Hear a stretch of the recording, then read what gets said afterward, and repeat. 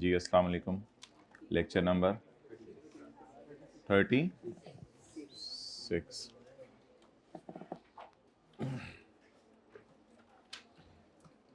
Tax credits निकालने साथ वाले की बुक में, उसकी बुक को अपने नेक हाथ कभी कभी लगा दिया करें। Page number 82।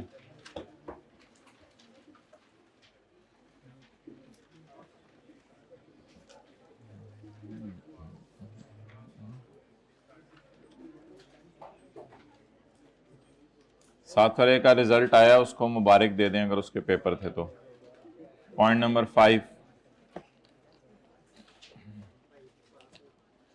हमने ये पढ़ा था कि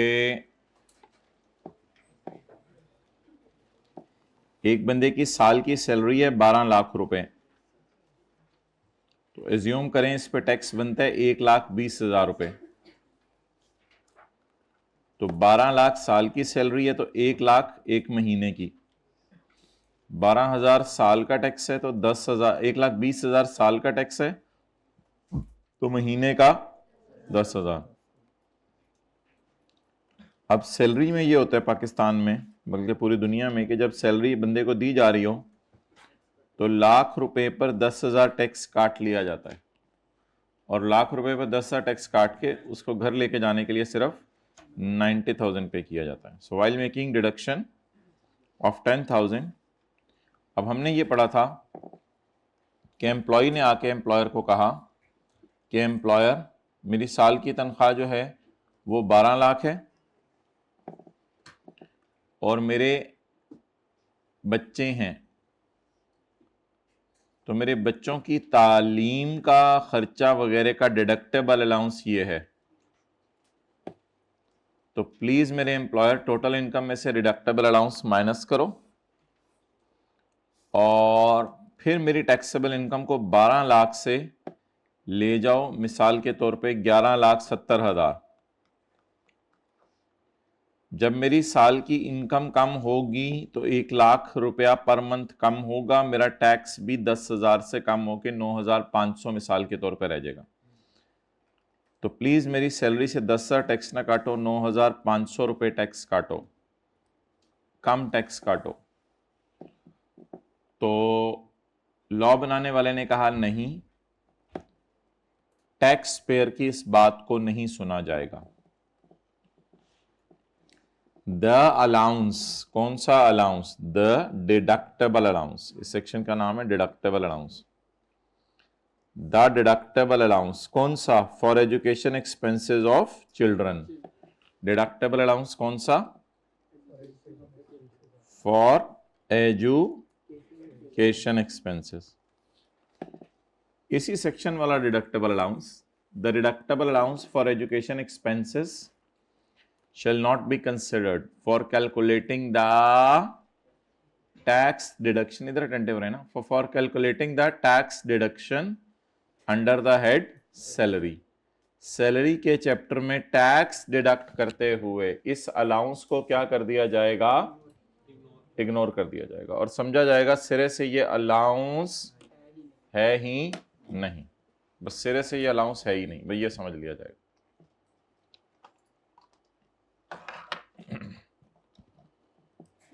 बस हाइब्रिड में लेट आते हैं, मर्जी इनकी, लेकिन आगे लिख लें, लेकिन साल के एंड पे, यहां लिख, लेकिन साल के एंड पे या कहीं भी लिख लें, लेकिन साल के एंड पर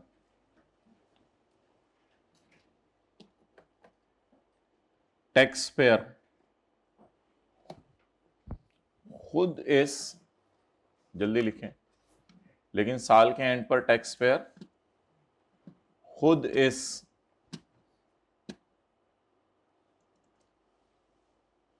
डिडक्टेबल अलाउंस को माइनस करके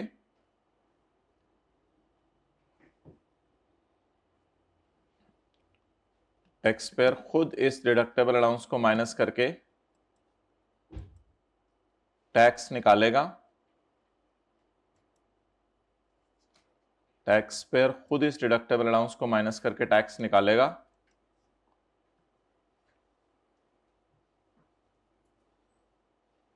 और अगर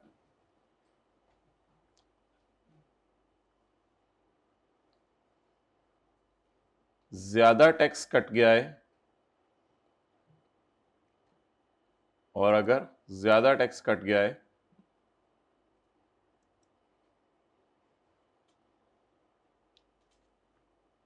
तो बाकी हुकूमत से वापस मांग लेगा, और अगर ज्यादा टैक्स कट गया है तो बाकी हुकूमत से वापस मांग लेगा।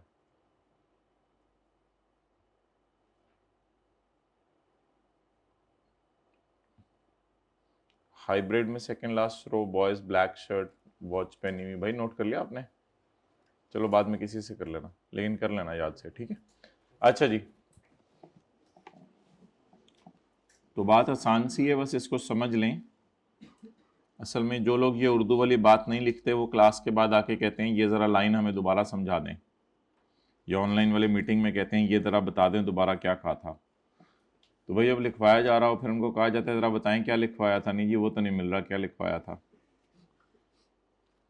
तो असूली तौर पर एम्प्लॉयर को ये चाहिए कि वो एम्प्लॉय को रिलैक्सेशन दे, डिडक्टेबल अलाउंस वगैरह माइनस करे और फिर उसकी कम सैलरी इनकम पर कम टैक्स काटे। लेकिन लॉ मेकर कहता है कि एम्प्लॉयर डिडक्टेबल अलाउंस माइनस ना करे, समझ ले उसके बच्चे ही नहीं है, और पूरे 12 लाख पे टैक्स काट ले, वो तो फिर बड़ा ज्यादा होगा। फिर जब साल का एंड एम्प्लॉय जाए गवर्नमेंट के पास और गवर्नमेंट को कहे जाके मेरा ज्यादा टैक्स कट गया हुआ है, मेरा तो डिडक्टेबल अलाउंस माइनस होना था, तो गवर्नमेंट उसको टैक्स क्या कर देगी? रिफंड कर देगी। अब उसका कितना टैक्स हुकूमत के पास पहुंच चुका है? 1,20,000। साल का टैक्स कितना है? 1,20,000। तो 1,20,000 में से अगर कुछ ज्यादा हुकूमत के पास पहुंच गया तो आप जाके वापस मांग लें, क्योंकि एम्प्लॉयर ने कितना काटा है? 1,20,000। लेकिन आप जब कैलकुलेशन करेंगे तो 12 लाख में से डिडक्टेबल अलाउंस माइनस करेंगे तो इनकम कम होगी, तो टैक्स वो जाके वापस मांग लें आप।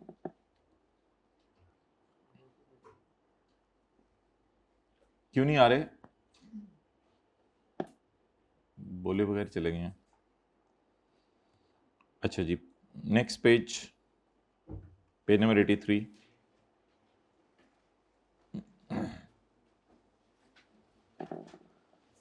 भाई ये फिजिकल में जगह है, अगर आप फिजिकल में एनरोल्ड हैं तो आ जाएं, पता नहीं फिर उधर बैठ गए जाके। Tax credit for certain persons, कुछ लोगों के लिए टैक्स क्रेडिट्स। आगे आ जाए ना, आगे जगह है, आगे जगह है, ये इस रो में। हाँ, चंद लोग ऐसे हैं जिनको हम 100% टैक्स माफ करेंगे। चंद लोग ऐसे हैं जिनको हम 100% टैक्स माफ करेंगे। The following tax payers shall be allowed 100% tax credit. ये लोग ऐसे हैं जिनको हम 100% टैक्स माफ कर देंगे। मुस्कुरा के देखें साथ वाले को, 100% टैक्स माफ होने लगे। बातें खिलाएं जरा अपनी, देखें कि मुस्कुराने में भी कंजूसी करता है। Following taxpayers shall be allowed 100% tax credit upon fulfillment of certain conditions and limitations. ये लोग ऐसे हैं कि जिनको 100% टैक्स माफ कर दिया जाएगा अगर ये लोग कोई कंडीशंस और लिमिटेशंस को पूरा कर दें, इंक्लूडिंग फाइनल टैक्स। इनका कोई फाइनल टैक्स हुआ वो भी इनको माफ कर दिया जाएगा, और कोई मिनिमम टैक्स हुआ वो भी माफ कर दिया जाएगा। मिनिमम टैक्स हम पढ़ेंगे इनकम फ्रॉम बिजनेस के चैप्टर में, ये क्या होता है। तो ये लोग हैं जिनका 100% टैक्स जो है वो माफ कर दिया जाएगा, चाहे मिनिमम हो चाहे फाइनल हो। कौन से? पर्सन्स इंगेज्ड, जिनकी मंगनी होगी भी है, sorry, in coal mining projects in Sindh. ये नहीं कि पंजाब में कोयला निकालने लग जाए कहीं जाके, सिंध में जाके जो कोयला निकाल रहे हों, और फिर कोयला सप्लाई करना है to power generation projects. Power generation projects, जो लोग क्या बना रहे हैं? बिजली बना रहे हैं, उनको ये प्रोवाइड करना है। तो अगर 3 शर्तें हो गई, कोई बंदा सिंध में किसी कान से कोयला निकाले, कान से कोयला निकलता है, कानों से कोयला निकलता है, साथ वाले के कान से देखें कोयला निकल रहा है?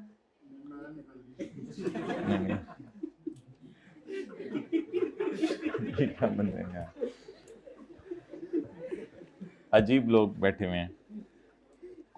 कोई बंदा सिंध में किसी कान से क्या निकाले? कोयला। कान से निकालना शर्त है। ये देखें, कान, कान से क्या निकाले? कोयला। और कोयले को किसको दे? बिजली बनाने वाली कंपनी को। तो उसको 100% से टैक्स माफ हो जाएगा। Tax credit shall be restricted to this income only. सिर्फ इसी इनकम पे आपको टैक्स माफ होगा, सिर्फ इसी इनकम पर आपको टैक्स माफ होगा, यानी कोयला निकालने वाली।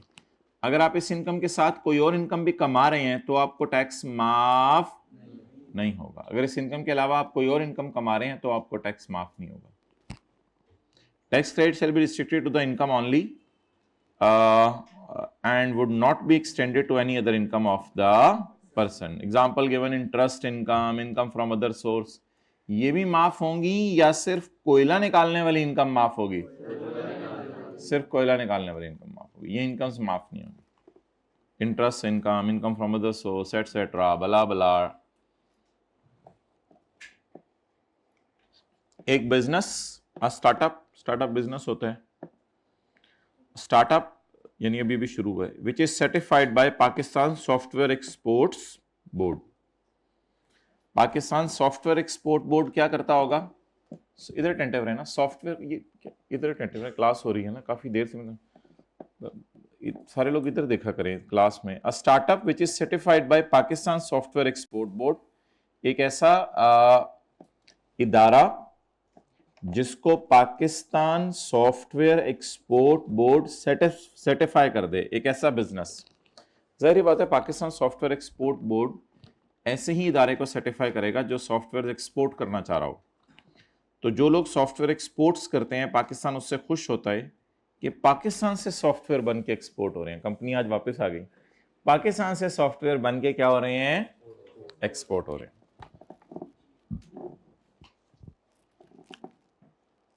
लेकिन ये वाला बेनिफिट हमेशा के लिए है जब तक भी आप कोयला निकालते रहें। ये वाला बेनिफिट हमेशा के लिए है जब तक भी आप कोयला निकालते रहें। लेकिन ये बेनिफिट सिर्फ 3 साल के लिए है। जिस साल आपने नया कारोबार शुरू किया उस साल एंड द फॉलोइंग 2 years।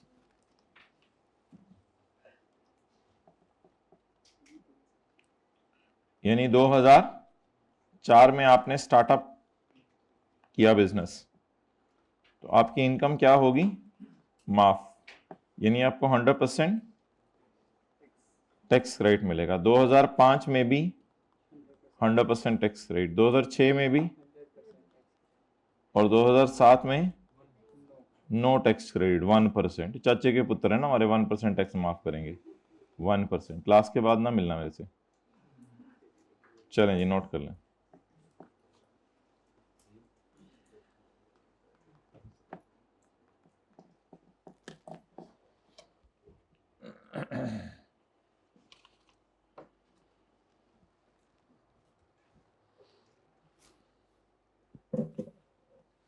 साथ वाले में देखें, इन तिलों में तेल है कि रोजाना रोजाना पढ़ सके? साथ साथ देख के जरा बताएं इसको, मुझे लग रहा है? चले माशाल्लाह। इसने 2 छुट्टियां ऐसे गुजारी हैं कि salary, capital gain, property, other source, बिल्कुल इसको ऐसे याद है कि अभी कल आई का पेपर हो तो ये कहे यार कोई मसला ही नहीं, टेंशन ही नहीं यार, तो किताब भी खोलने की जरूरत नहीं, मेरी भी किताब तुम रख लो, मुझे तो पता है सब कुछ।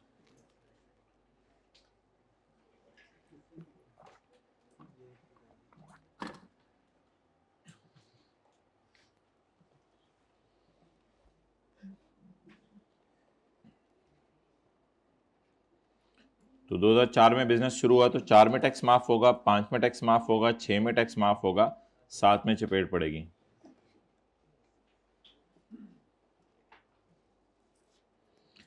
घर में कोई है सेट करने वाला आपको? अब नहीं रहा, अब आपको छोड़ दिया आपके हाल पे। आखिरी दफा कब सेट किया था घर वालों ने आपको? जल्दी बताएं भाई माय डियर, लास्ट टाइम कब सेट किया था घर वालों ने आपको? 2021 में। और जी, और 2003 में। 2000 और जी। और लास्ट टाइम घर वालों ने कब सेट किया था हाइब्रिड में माइक पकड़ के? लास्ट टाइम घर वालों ने कब सेट किया था? कल किया था। माशाल्लाह माशाल्लाह माशाल्लाह, ताज़ा ताज़ा खबर आई है। पिछले हफ्ते घर वालों ने सेट किया था। माशाल्लाह माशाल्लाह, फिर भी कोई फर्क नहीं पड़ा। माशाल्लाह। अच्छा जी। A startup which is certified by Pakistan Software Export Board, credit will be allowed in the year of startup and for the following 2 years. Following other conditions.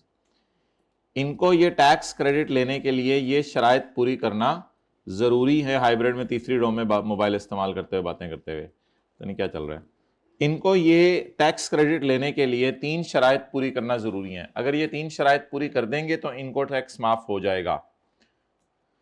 तो कहानी पूरी ये बनी कि सिंध के अंदर अगर कोल माइनिंग होकर बिजली वाली कंपनीज को कोयला बेचा जा रहा हो या सॉफ्टवेयर एक्सपोर्ट बोर्ड से इजाजत लेकर सॉफ्टवेयर एक्सपोर्ट किए जा रहे हों तो आपको 100% टैक्स माफ हो जाएगा।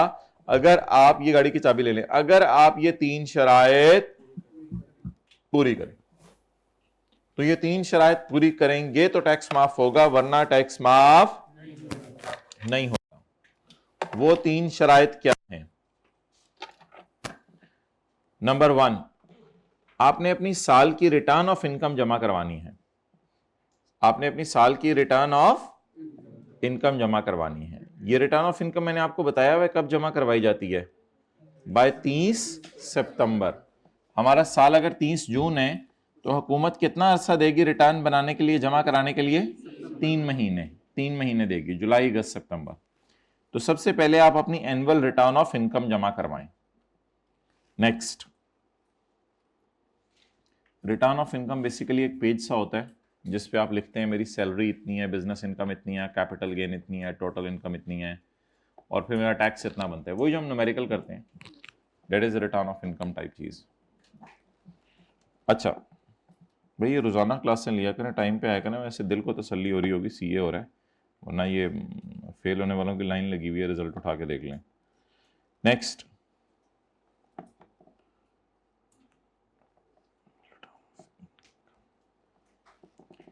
अच्छा ये ना इनकम टैक्स रिटर्न है। ये कौन सी रिटर्न है? Income tax return. एक होती है सेल्स टैक्स रिटर्न, वो हम पढ़ेंगे सेल्स टैक्स के चैप्टर में। सेल्स टैक्स रिटर्न जो है ये, भाई आपने क्या मुंह में डाला हुआ है? निकाल दो ना। बॉल पॉइंट्स यहां रखना एक्सेप्टेबल है, किसी हद तक मैं आपको मना नहीं करूंगा, लेकिन इसको मुंह में अगर डालेंगे बॉल पॉइंट को तो ये फिर। अच्छा, point number 3, monthly sales tax returns for the tax months have been filed. Basically ये 12 मंथली सेल्स टैक्स रिटर्न्स हैं, 12 दफा। ये आपने 12 दफा जमा करवानी है। तो सेल्स टैक्स में बोले हम एनुअल रिटर्न का कॉन्सेप्ट पढ़ेंगे या मंथली का? तो इधर देखें, इनकम टैक्स रिटर्न क्या होती हैं? दोबारा देखें, इनकम टैक्स रिटर्न क्या होती हैं? साल में एक दफा। और सेल्स टैक्स रिटर्न क्या होती है?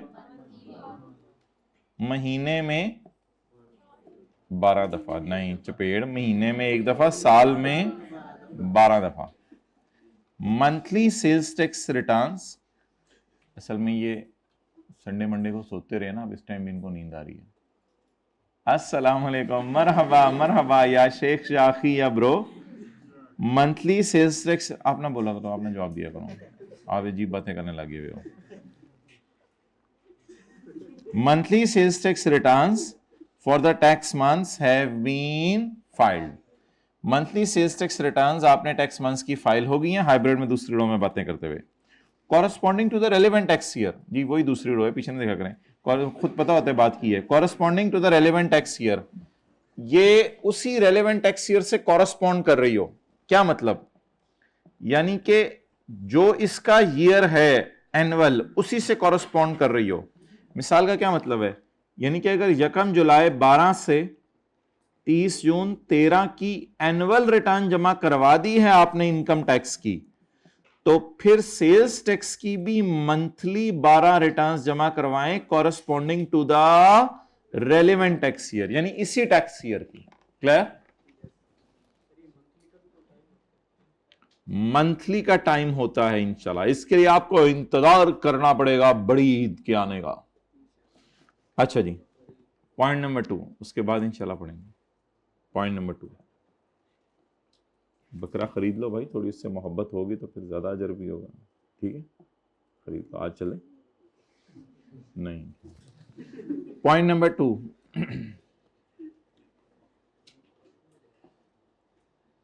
अच्छा क्या पहले दिन आप लोग बकरा ज़िबा करते हैं बड़ी ईद पे? दूसरे दिन? पहले दिन। तो one day would be enough for छुट्टी। आपने खुद ही अब यू योरसेल्फ एक्नॉलेज्ड, या तो कोई कहता है ना कि तीसरे दिन तक मुझे पता है इस्लाम में गुंजाइश है और हम जाके तीसरे दिन बड़े मौके के ऊपर करते हैं, आपको हम क्या बताएं, वो तो फिर और बात होती। भाई you yourself said that you फंस गए हैं यू। पॉइंट नंबर 2, अच्छा जी, इनकम टैक्स की एनुअल रिटर्न जमा करवानी है और सेल्स टैक्स की महीने की 12 रिटर्न्स जमा करवानी है साल में। और आखिरी कॉन्सेप्ट ये है, एक और कंडीशन आपने पूरी करनी है, वो ये है कि विदहोल्डिंग टैक्स स्टेटमेंट जमा करवानी है। विदहोल्डिंग टैक्स स्टेटमेंट जमा करवानी है। ठीक है, मिसाल के तौर पर एक कंपनी है, वो क्या क्या करती है, डिडक्ट करती है या विदहोल्ड करती है tax on salary of employ.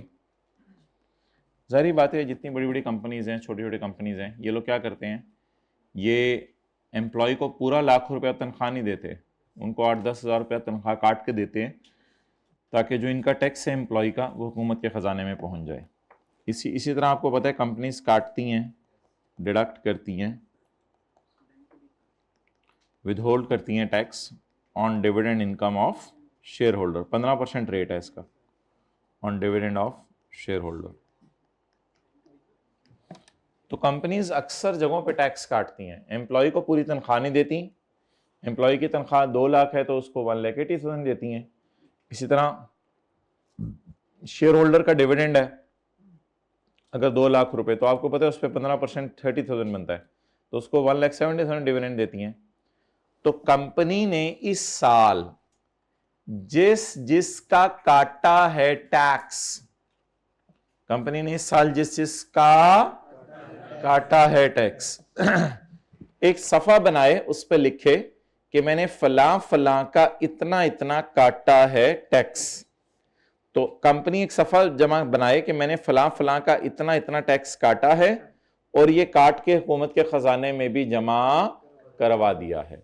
इस स्टेटमेंट का नाम होगा withholding tax statement. Withholding tax statement, ये लिखें, फिर मैं नीचे बताता हूं।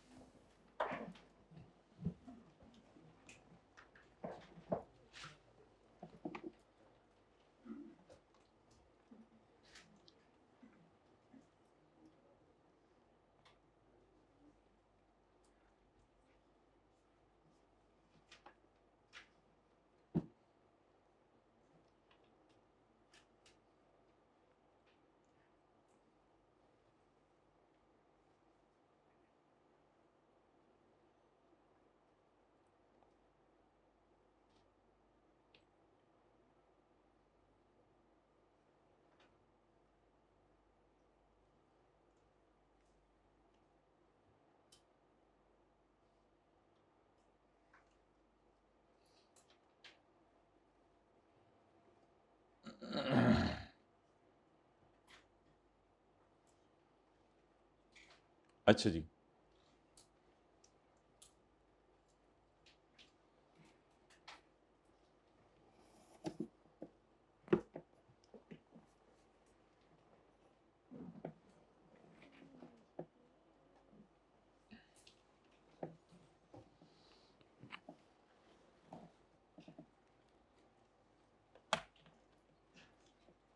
लिस्ट के नीचे लिखें कंपनी इन लोगों का टैक्स काटती है और साल के आखिर में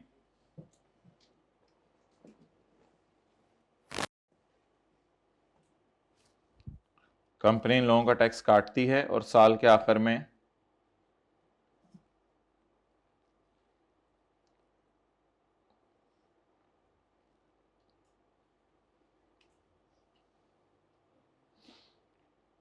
हुकूमत को बताती है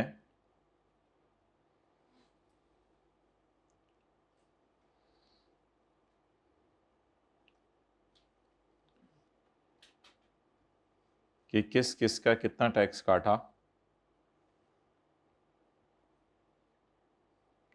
साल के आखिर में हुकूमत को बताती है किस किस का कितना टैक्स काटा।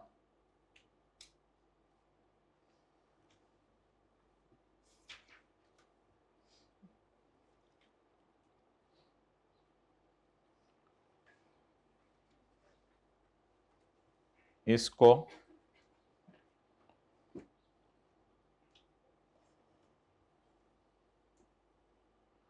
विदहोल्डिंग टैक्स स्टेटमेंट कहते हैं।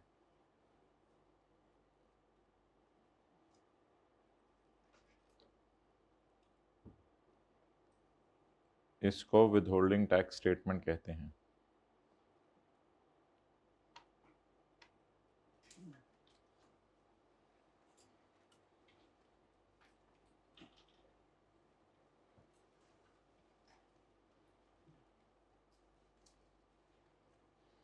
जी क्लियर ना हो?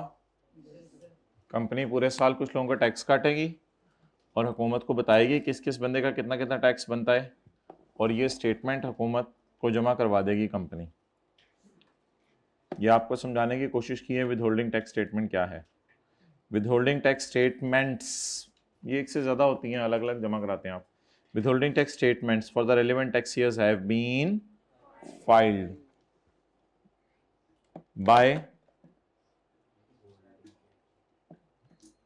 बाय विदहोल्डिंग एजेंट, यानी if the person is withholding agent. यहां कंपनी क्या है? टैक्स काटने वाली, विद होल्डिंग एजेंट।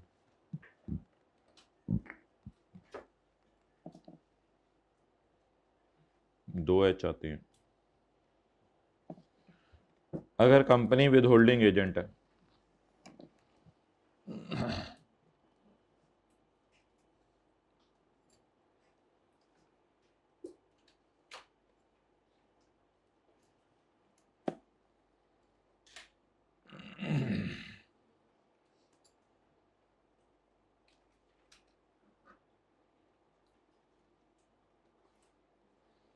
अच्छा, ये अभी आज नहीं पढ़ेंगे हम, सेक्शन 65G। आगे आ जाए, पेज 84।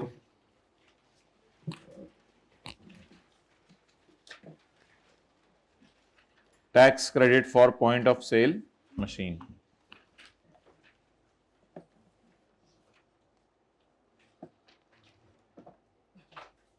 ये पॉइंट ऑफ सेल मशीन एक वो समझ लें दुकानों के ऊपर जो मशीन सी पड़ी होती है, वो एफपीआर के सिस्टम से लिंक्ड होती है, जिससे वो एकदम चीज़ ख़रीद के बार कोड स्कैन करते हैं मशीन से।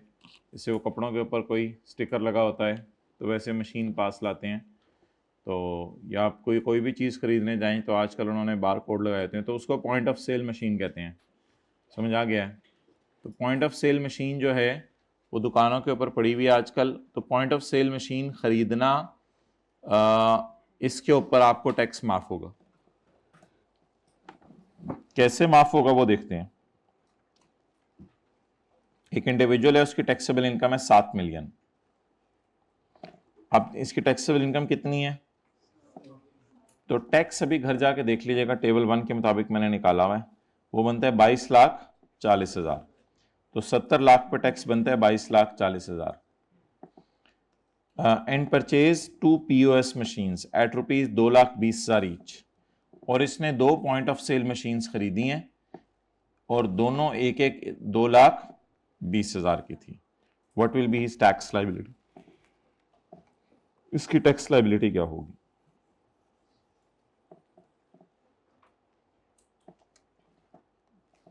A tax credit will be allowed for the tax year in which the point of sale machine is, जिस साल point of sale machine install होगी और इंटीग्रेट होगी साथ और कॉन्फ़िगर होगी विद एफपीआर कंप्यूटर सिस्टम। यानी इंस्टॉल करना जरूरी नहीं, इंस्टॉल करके एफपीआर के सिस्टम के साथ इसको कॉन्फ़िगर कराना भी जरूरी है। At the lower of amount actually invested in purchase of machine, बताएं जी amount actually invested less tax credit,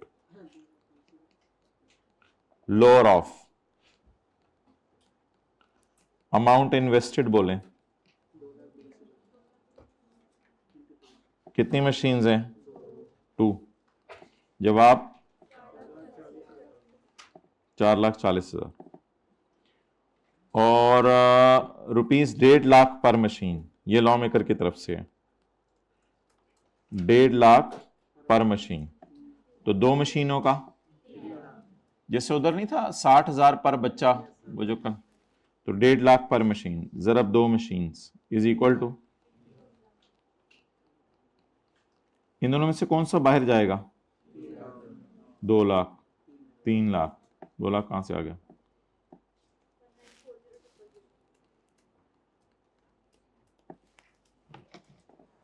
done, चलें जी नोट कर लें। टैक्स निकालने ना जाइएगा, वो यहीं से देख लीजिएगा, वैसे नोट कर लें।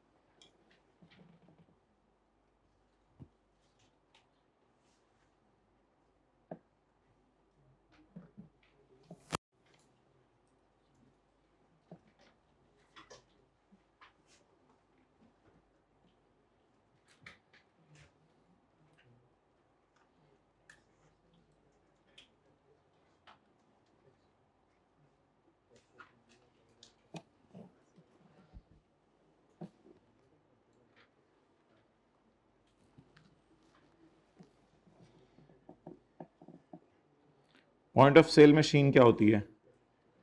Point of sale machine is a machine, अच्छा हमने तो समझा पता नहीं क्या चीज होगी, कहते नहीं मशीन ही है। Point of sale machine is a machine made for processing and recording the sale transactions for goods और services, processing and recording of sales transactions either in cash और through credit and debit card और online payment, चाहे वो cash payment हो, चाहे आप अपने card से पेमेंट करें, चाहे कोई भी ऑनलाइन पेमेंट हो, अकाउंट में ट्रांसफर कर दें in an internet enabled environment, यानी इंटरनेट यूज करते हुए आप पेमेंट कर दें।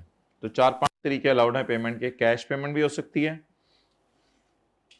कार्ड के जरिए भी हो सकती है और भी हो सकती है।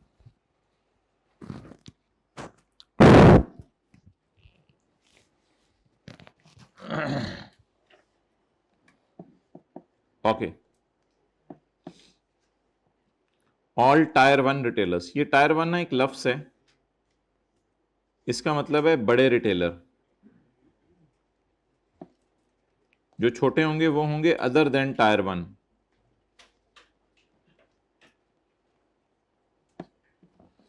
ये टायर 1 की डेफिनेशन हमारे सिलेबस में नहीं है, वरना हम आपको बता देते कि बड़े और छोटे में क्या फर्क है। All tier 1 retailers are required to integrate, इन्होंने अपना इंटीग्रेट कराना है विद बोर्ड्स, बोर्ड के point of sale, point of sale होता है जिस जगह सेल हो रही हो exact, with point of sale online real time reporting system. तो रिपोर्टिंग सिस्टम की क्या करेक्टरिस्टिक है? ऑनलाइन रियल टाइम है ये, यानी जैसे ही वो हमारे बारकोड स्कैन होता है फौरन ही हुकूमत को पता चल जाता है कि कितनी सेल हुई है। Online real time reporting system what of boards point of sale. इस ऑनलाइन सिस्टम का नाम क्या है? Boards point of sale online real time reporting system. याद करें, boards point of sale, board का पॉइंट ऑफ का ऑनलाइन रियल टाइम, ये तो गोलदारा इकट्ठा ही चलेगा। बोले boards point of sale online real time reporting system. A tax credit for POS machine will be allowed to them. इन लोगों को टैक्स क्रेडिट मिल जाएगा इस मशीन का।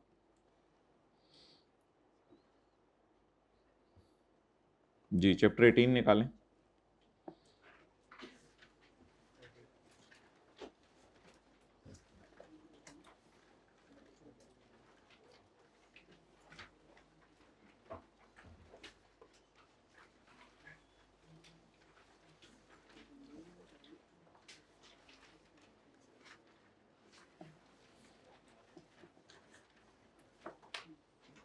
Page 488।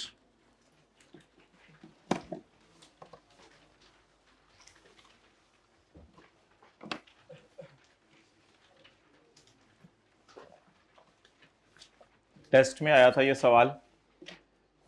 Najeeb is a resident individual who had been working at the PJAL for the past 8 years। पिछले 8 सालों से यहाँ काम कर रहे पागल लिमिटेड में। ऑन 31 जुलाई 2023 हमारे साल के पहले महीने के एंड पे, क्योंकि हमारा साल है टैक्स ईयर 2024, तो ये शुरू कब हुआ होगा? 1 जुलाई 23। खत्म कब हुआ होगा? 24। हमारे साल के पहले महीने के आखिरी दिन। Najeeb is resident individual who has been working at Pagal limited for past 8 years on 31 July 2023 हमारे साल के पहले महीने के आखिरी दिन। He retired from Pagal limited and became pagal and received his final settlement on 15 August 2023 और 15 दिन बाद इसको फाइनली कुछ पैसे मिले। Following other details. सैलरी मिली है जुलाई 2023 की। जाहिर बात है जुलाई में इसने काम किया था, जुलाई की सैलरी तो बनती है, तो जुलाई की सैलरी इसको मिल गई।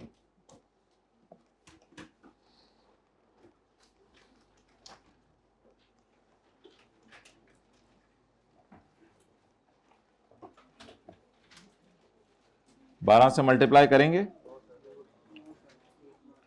एक ही महीने की सैलरी मिली है इसको 1,80,000।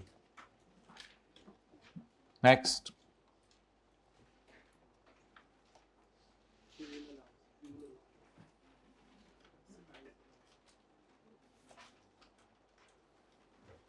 Fuel allowance. बस सारे अलाउंसेस सैलरी में ऐड करने होते हैं। फ्यूल अलाउंस कितना? 27,000। हर किस्म का अलाउंस सैलरी में ऐड करना होता है।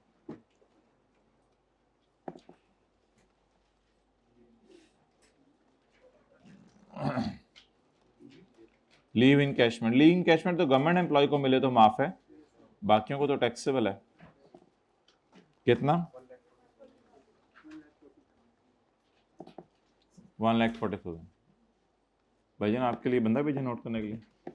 भाई के लिए यार बंदा लिख रहा हो एक। सर आपने कहा जब मैं कहूं तो नोट करना होता है। अच्छा अच्छा, चलो कर लो। अब मैंने कह दिया।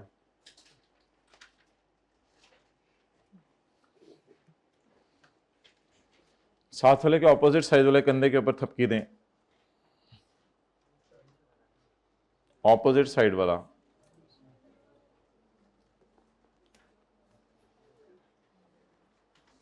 किसी ने 4 पेपर निकाले हो तो 500 रुपये नाम आ जाए। कौन से पेपर निकाले हैं? माशाल्लाह माशाल्लाह माशाल्लाह, ये तो 1000 रुपया बनता है।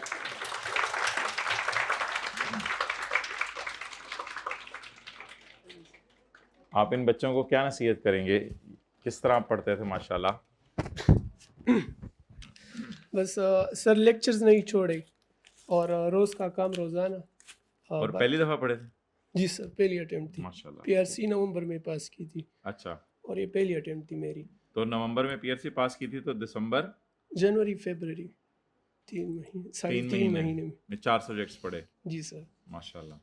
तो कैसे कवर किया? ऑनलाइन लिए थे सारे? No sir, 2 physical 2 online. 2 online. जी तो फिजिकल में तो क्लासें वो महीना डेढ़ की गुजर चुकी थी, जी सर, 1.5 महीना क्लासेस हुई थी। तो फिर उनको कैसे कवर किया था? नहीं, वो स्टार्टिंग से क्लासेस ले रहा था मैं। अच्छा अच्छा, वो ले रहे थे, जी, रिजल्ट जी, आने से पहले ले रहे थे। अच्छा, इलाका कौन सा है? पेशावर। चलो माशाल्लाह, वेल डन।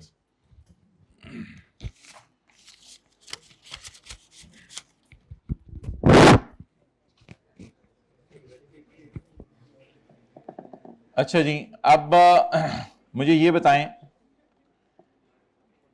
कि आप पता नहीं किन लोगों से मिलते रहते हैं।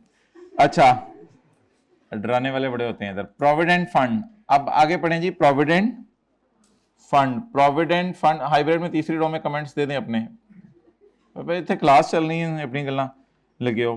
प्रोविडेंट फंड का बैलेंस, प्रिंसिपल अमाउंट है 3 मिलियन और प्रोविडेंट फंड बैलेंस पे इंटरेस्ट अमाउंट है 6 लाख। अब आप मुझे बताएं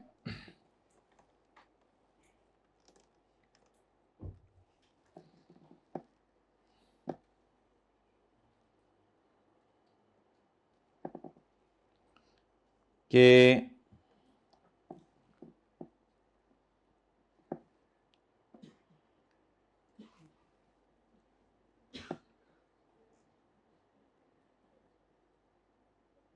इसके भी 1-2 सवाल होमवर्क में दिए थे शायद, सैलरी के चैप्टर के। चलें ठीक है, अभी बताएं जी।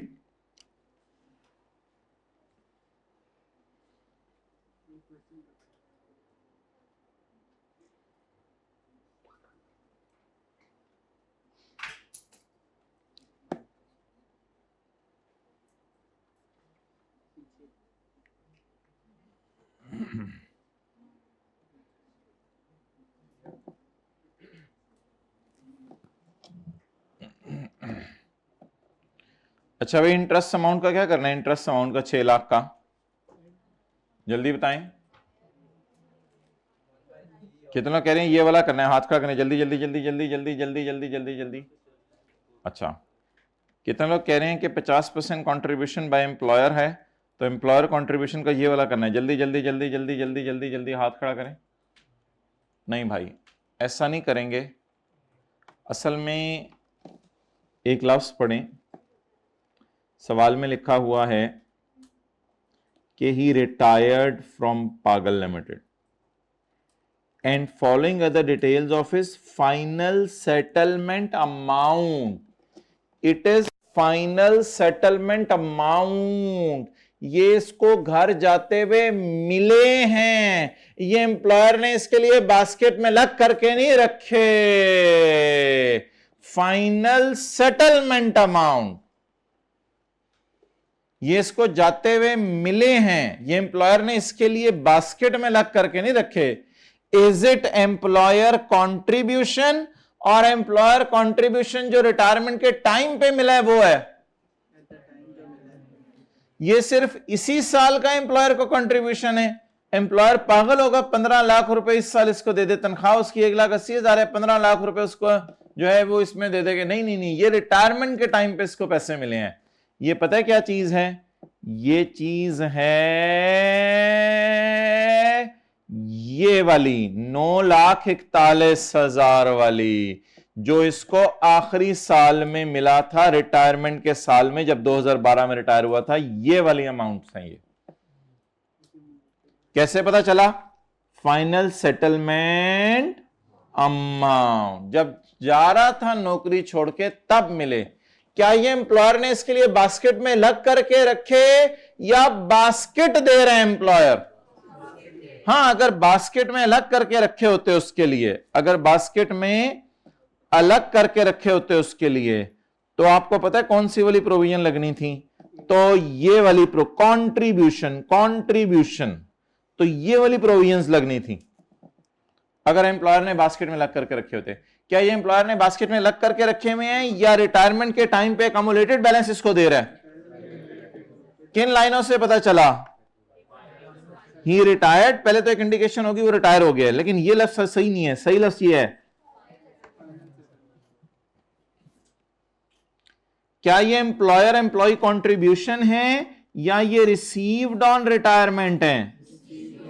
Received accumulated balance. इसको रिटायरमेंट के टाइम पे अकामुलेटेड बैलेंस मिल रहा है जो घर लेके जा रहा है।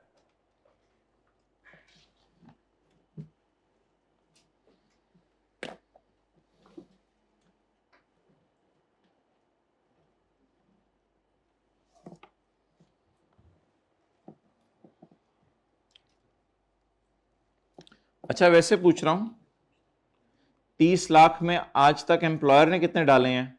15 लाख। और 30 लाख में आज तक एम्प्लॉय ने कितने डाले हैं? 15 lakh.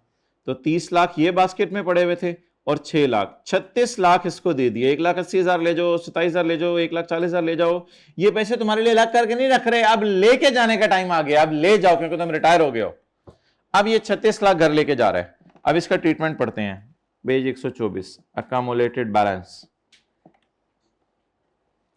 If the provident fund is recognized, then whole of the receipt is exempt. This 36 lakh पूरा का पूरा, this 36 लाख पूरा का पूरा is exempt from, इसको कुछ ऐड नहीं करेंगे। आपको कैसे पता चला रिकॉग्नाइज्ड है? प्रोविडेंट फंड इज नीचे लिखा हुआ।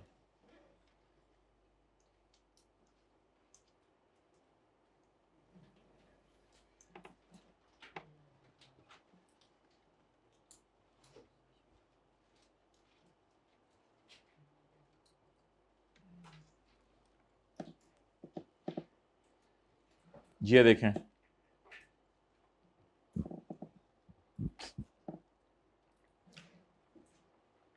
इन दोनों को अगर आप जमा करें तो ये 30 लाख टाइप फिगर बनती है और ये 1,58,000 हमारे सवाल में 6 लाख टाइप फिगर। ऐसे मिसाल दे रहा हूं, समझ आ गई होगी बात की शायद। तो ये जो एम्प्लॉयर एम्प्लॉय कंट्रीब्यूशन है उसकी जगह इसने 3 मिलियन दिया हुआ है यहाँ पे, और 1,58,000 की जगह इसने जो है वो 6 लाख दिया हुआ है यहाँ पे। बस ये पूरा 941 माफ है। बेशक जाके देख लें सोल्यूशन में, ये हमारे सोल्यूशन में ये अकोमोलेटेड बैलेंस को 9,41,000 को हमने पूरा माफ किया था।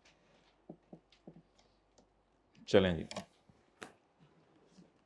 Provident fund balance principal amount और provident fund balance interest. Basically आपके समझने के लिए लिख रहा हूँ अकोमोलेटेड बैलेंस, पेपर में ये लफ्ज़ नहीं लिखना आपने। अकोमोलेटेड बैलेंस ये सारा का सारा क्या है? एग्जेम्प्ट।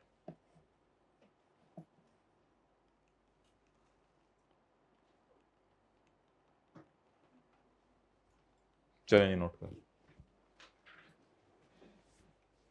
ये किस तरह की फिगर है? 9,41,000 type.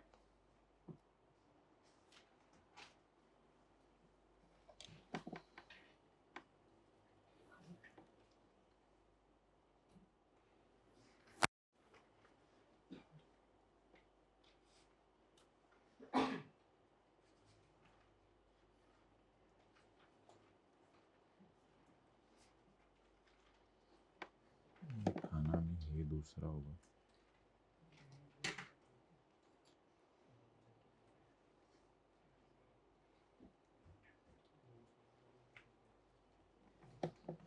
Okay, gratuity 9 lakh. Gratuity fund is approved by commissioner. Gratuity fund जो है कमिश्नर ने क्या किया हुआ है? अप्रूव किया हुआ है। Gratuity fund is approved by commissioner. तो ये पेज नंबर हमने 121 पे पढ़ा था। Gratuity fund approved by commissioner is exempt. So that's why gratuity fund is also exempt. Amount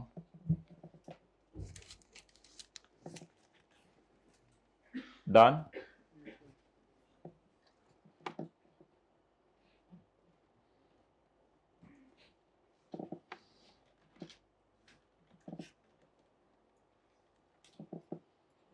आगे चलें जी। ये एम्प्लॉयर कंट्रीब्यूशन है या एम्प्लॉयर कंट्रीब्यूशन रिटायरमेंट के टाइम पे मिल रहा है? Najeeb had obtained an interest free loan amounting to 2 million from पागल। पागल से इंटरेस्ट फ्री लोन लिया 2 मिलियन का। 2 मिलियन 1 मिलियन से ज्यादा है। 80% of the amount had been recovered by पागल। पागल ने यानी कंपनी ने 80% अमाउंट उससे रिकवर कर ली है। 80% लोन वापस ले लिया and the remaining amount was waived at the time of his retirement. और बाकी अमाउंट लोन उसको वापस कर दिया, वो सॉरी बाकी लोन उसको माफ कर दिया। अच्छा मुझे ये बताएं कि Najeeb had obtain an interest free loan. Had का क्या मतलब है? पता नहीं कितने साल पहले लिया था। ये तो हमारे साल तो वैसे नौकरी इसने 1 महीना किया, पता नहीं कब का लिया। मैं हैड कभी लिया था। 80% amount had been recovered by पागल। किस वक्त 80% अमाउंट रिकवर की होगी? जरा सोच के बताएं। 80% अमाउंट किस वक्त रिकवर की होगी? साल के पहले दिन या रिटायरमेंट के वक्त? रिटायरमेंट के वक्त। इसका मतलब है पूरा लोन उसने 1 महीना इस्तेमाल तो किया है ना एम्प्लॉयर का। तो बता दें ये क्या लोन है? Interest free loan. तो इंटरेस्ट बेनिफिट कितना लोन है? 2 मिलियन। बेंचमार्क रेट कितना है? 10 - 0 10। किस दिन इसने लोन वापस कर दिया? सॉर्ट ऑफ रिटायरमेंट के वक्त। तो कितना महीना लोन इस्तेमाल किया इस साल? 1 मंथ इंटू 1/12। जी जवाब। ये आपको फील हो रहा होगा, आप ही का टेस्ट का मैं सफाई इधर बना रहा हूं। जी बोलें। 16। ये फिगर कितने लोगों ने निकाली थी पेपर में? ये माशाल्लाह हाथ खड़े कर दिए लोगों ने। ये आप लोग किसी किप्स एकेडमी से क्लासें ले रहे हैं शाम को जरा रिवीजन के तौर पे? ऑनलाइन किसी टीचर से पढ़े हैं? और इधर ही पढ़े हैं आप लोग? तो आप लोगों ने कैसे निकाली? बाकी लोगों ने तो फिगर नहीं निकाली। अच्छा जी आगे चलें। बस हमने पढ़ा नहीं था, आपको याद नहीं? लोन इंटरेस्ट फ्री हो तो उसकी कुछ सैलरी में ऐड करते हैं। ये देख लो, याद नहीं है? ये देख लें, लोन हमने पढ़ा था इंटरेस्ट फ्री हो तो उसको सैलरी में ऐड करते हैं।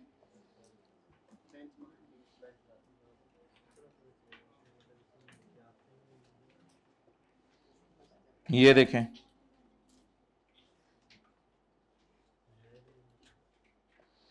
ये where a loan is provided by an employer to an employee. कितना लोन दिया है? 2 million and no interest on loan is paid by employee. तो क्या करें? अमाउंट ऐड करें in salary. Interest on loan calculated at benchmark rate. लेकिन 1/12 क्यों किया है? अच्छा अगली बात सवाल में क्या लिखी हुई है? अगली बात सवाल में यह लिखी हुई है कि 80% of loan is recovered. Recovered कब किया होगा? ऑन 31 जुलाई बाय पागल and the remaining amount was माफ। ये कहीं और पढ़ा था, and the remaining amount was माफ। ये आपने जाके पढ़ा था पॉइंट नंबर 9 में। जब एम्प्लॉय की जिम्मेदारी टुवर्ड्स एम्प्लॉयर इज माफ by employer then it will be added in salary. तो फिर ये सैलरी के अंदर ऐड कर दी जाएगी। बताएं जी। Loan waived. प्रिंसिपल लोन कितना है? इसका कितने % माफ हुआ? ये 20% जो है वो कोई लॉ की फिगर है या हमारे सवाल कह रहे हैं कि 20% माफ हो गया? हमारा सवाल कह रहे हैं कि 20% माफ हो गया। 20 लाख का 20%, 4 लाख लोन माफ हो गया। वैसे इसको ये खुशी हुई होगी 20 लाख की बजाय से 16 लाख वापस करने पड़े हैं। और कितना माफ हो गया? कितना लिया था, कितना वापस कर दिया, कितना कभी नहीं वापस करना। तो ये तो खुशी है। अभी मैंने भाई को 1000 रुपया दिया, आप लोगों को खुशी हुई? आप लोगों का ही दोस्त है। Okay next.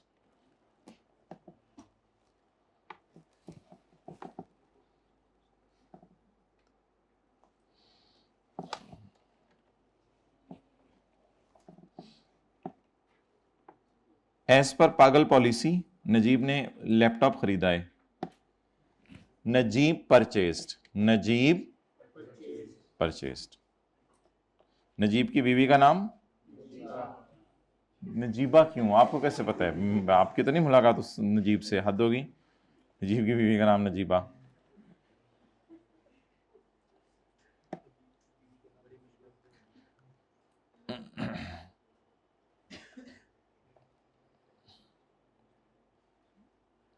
अजीब वैसे लोग हैं, पता नहीं क्या क्या क्या, तो यही चीजें सोचते रहते हैं। इसका ये नाम, इसका ये नाम, तो इसके बेटे का क्या होगा? पेज 109। पागल ने, अगर नजीब ने परचेज किया है लैपटॉप, तो पागल ने क्या किया है? सोल्ड। तो हमने पढ़ा था प्रॉपर्टी ट्रांसफर्ड में रूल है fair market value of property minus amount paid by employee to employer. Done. So as per पागल policy Najeeb purchase the laptop which he had been using at BV of 50,000।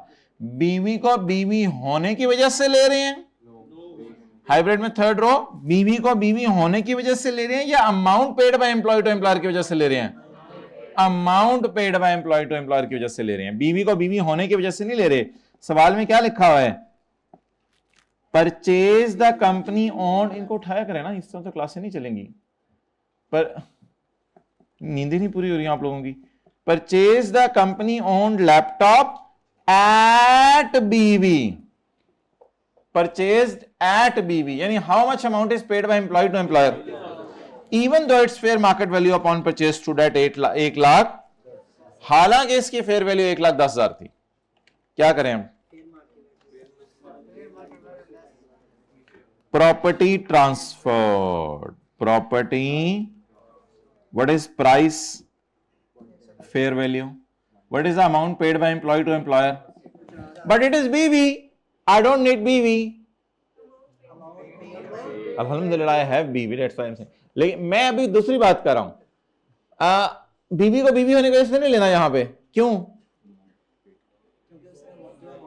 क्योंकि formula ये नहीं है fair market value minus BV, formula है fair market value minus amount paid by employee to employer, और BV के साथ क्या लगा हुआ है?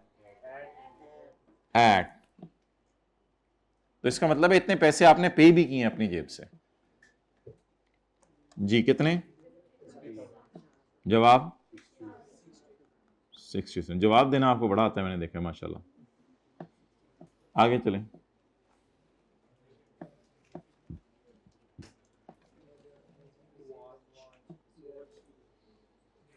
नजीब रिसीव्ड अ घड़ी वर्थ 80,000 फ्रॉम पागल as a gift at his farewell. What is the fair market value of property? What is amount paid by employee to employer? 0. तो वही गिफ्ट वाला rule, fair market value of the property minus amount paid by employee to employer. Watch कितनी?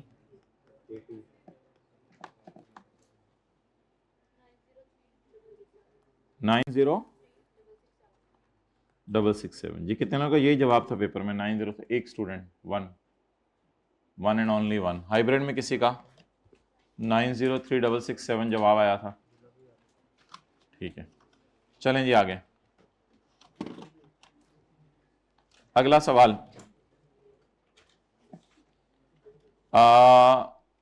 How would you treat the amount received from provident fund and gratuity fund if they are unrecognized, and how would you treat या compute? how would you treat का क्या मतलब है? कोई sort of theory type या numerical type? how would you treat, बस थोड़ा सा लिख के बता दें how would you treat, बस ये उसने पूछा हुआ है। अब न्यूमेरिकल तो नहीं बन रहा बाहिर कोई, न्यूमेरिकल तो ऊपर ही होगा ना, टैक्सेबल इनकम निकालनी है 2024 की, वो तो बस सैलरी इनकम है, वही टैक्सेबल इनकम है हमारी। तो अगर प्रोविडेंट फंड अनरिकॉग्नाइज्ड होता तो क्या करते? और provident fund lower of 75,000, provident fund अगर अनरिकॉग्नाइज्ड होता। अच्छा मुझे ये बताएं, लोअर, पता नहीं क्या क्या क्या अजीब बोल रहे हैं, प्रोविडेंट फंड माय डियर अगर अनरिकग्नाइज्ड होता तो पेज 127 पे हमने पढ़ा था, ये एम्प्लॉय कंट्रीब्यूशन आज के सवाल में दिया हुआ है ना, एम्प्लॉयर कंट्रीब्यूशन दिया हुआ है नो, बल्कि रिटायरमेंट के टाइम पर क्या दिया हुआ है, accumulated whole of the employer contribution along with the interest will be taxable. सारा एम्प्लॉयर कंट्रीब्यूशन और इंटरेस्ट टैक्सेबल था. Okay, now what is employer contribution? 3 million का आधा 15 लाख, ये क्या हो गया? एम्प्लॉयर, बाकी तो एम्प्लॉय कंट्रीब्यूशन है, उसको तो नहीं टैक्स लगाने का, वो साथ साथ सैलरी में पड़ा होकर टैक्स लग चुका हुआ है. और इंटरेस्ट 6 लाख रुपया.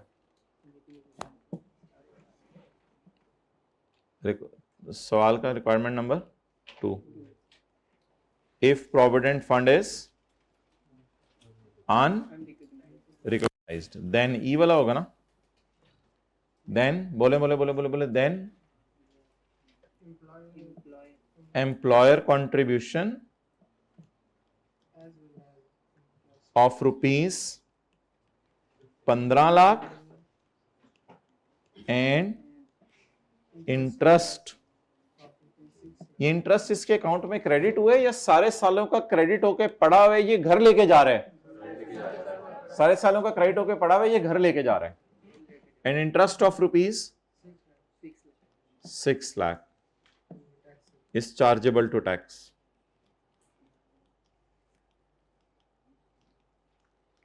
Under the head salary.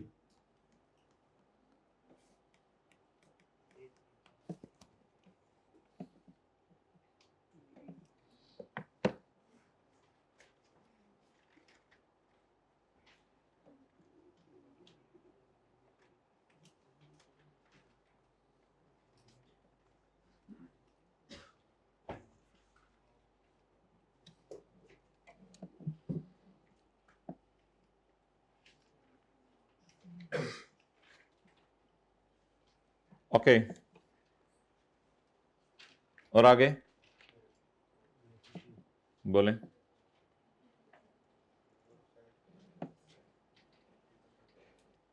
अगर ग्रेचुटी फंड भी अनरिकग्नाइज्ड होता, अगर ग्रेचुटी फंड भी अनअप्रूव्ड होता,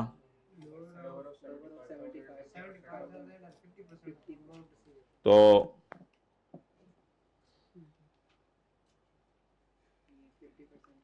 अगर क्या अनरिकग्नाइज्ड होता? ग्रेचुटी. अगर ग्रेचुटी फंड अनअप्रूव्ड होता तो exempt up to 75,000 or 50% of gratuity.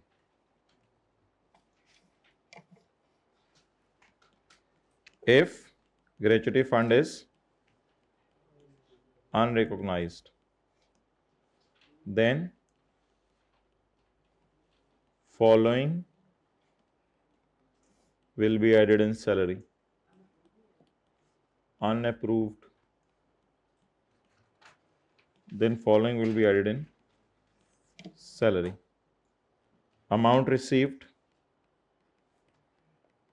जी बोलें, अमाउंट रिसीव्ड कितनी है? ओ बोले 9 lakh less exempt lower of, या 9 lakh into is equal to 4 lakh. What is lower?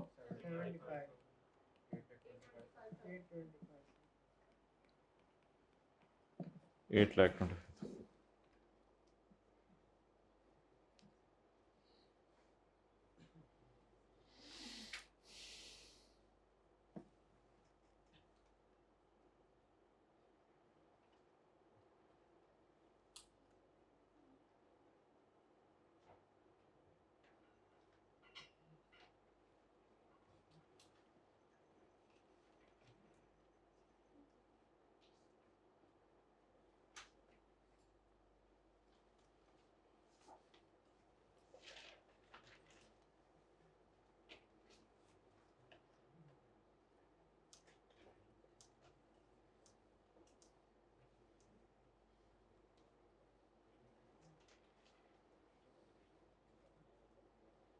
हो गया जी, चलो यार।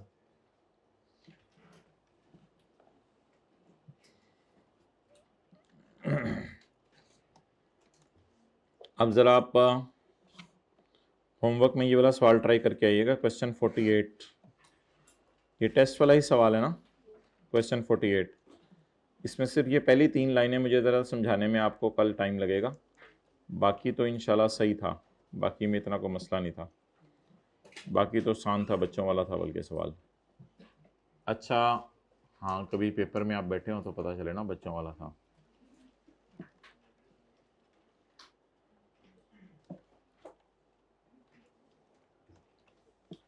जी, सैलरी के चैप्टर का कौन सा सवाल होमवर्क में दिया था? इस क्लास में दिया था या किसी पिछली क्लास में दिया था? सैटरडे को ही दिया था। चलें ठीक है, निकालें जी, कौन सा सवाल था होमवर्क में? क्वेश्चन नंबर, और मैसेज में देख के बताएं जरा। 10, हाँ तो फिर 11 तो ना बोले ना।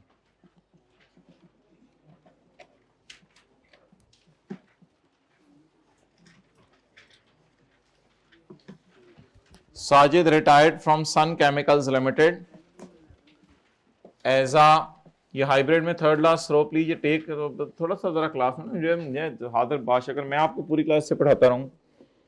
Sajid retired from Sun Chemical Limited as a marketing manager with effect from 31 December 2019। ये कभी भी नहीं पेज निकलेगा आप लोगों का, 132 है। He received the following emoluments in final settle from SCL। किसने रिटायर किया है? 31 दिसंबर 2019। हमारा टैक्स ईयर कौन सा है? रिक्वायरमेंट पढ़ के बताएं।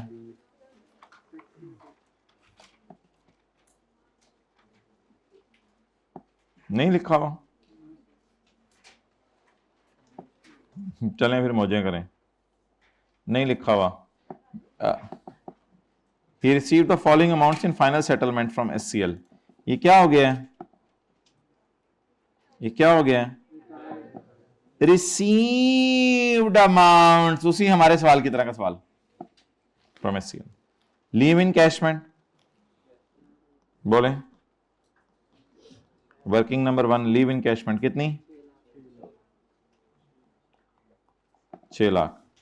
4 lakh from unapproved provident fund, 50% was contributed bye. क्या ये एम्प्लॉयर कॉन्ट्रीब्यूशन है हर साल के, या रिटायरमेंट के टाइम पे मिलने वाला अक्यूमुलेटेड बैलेंस है? प्रोविडेंट फंड क्या है? Provident fund. प्रोविडेंट फंड क्या है? Unapproved.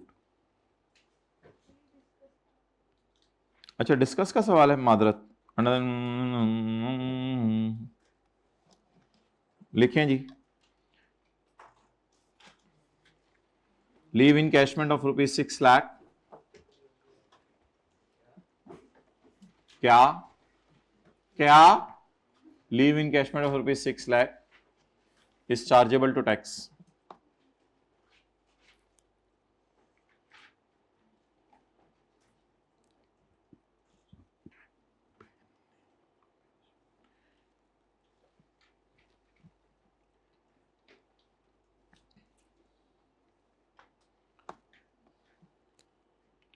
As he is not a government employee. Government employees को माफ है ना सिर्फ, as he is not a government employee. बाकी डिटेल में भी लिखा जा सकता है कि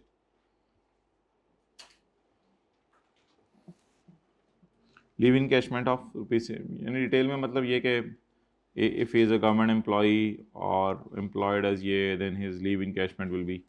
बस इतना काफ़ी है जितना मैंने। Point 2, ₹4 million from unapproved provident fund, 50% of this amount was contributed by Sajid।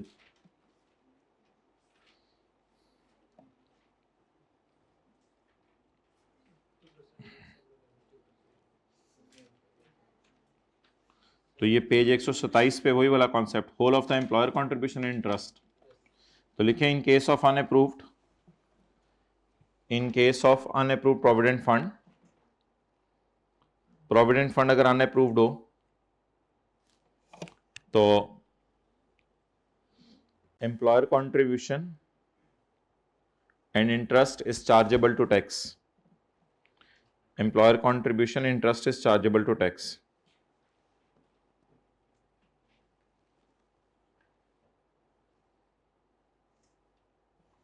Done. Therefore,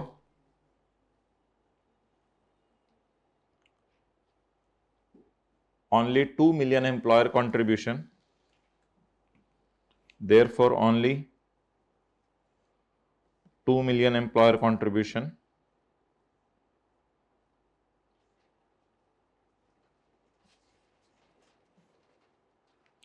is chargeable to tax. 2 million के साथ ब्रैकेट में लिख दिया था 4 मिलियन इंटू 50%. नहीं,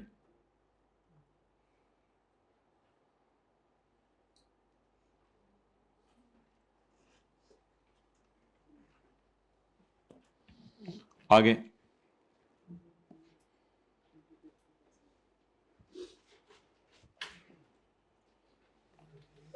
अनअप्रूव्ड ग्रेच्युटी है.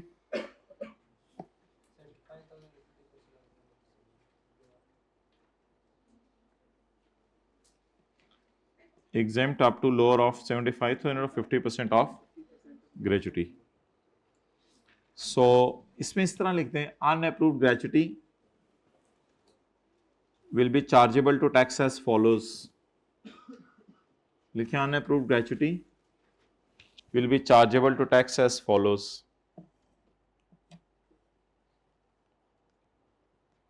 फिर उसी तरह amount received 25 lakh less exempt lower of 75,000 या 25 लाख का आधा 12,50,000. तो लोअर क्या बन जाएगा 75,000. यहां पे अमाउंट लिखते हैं.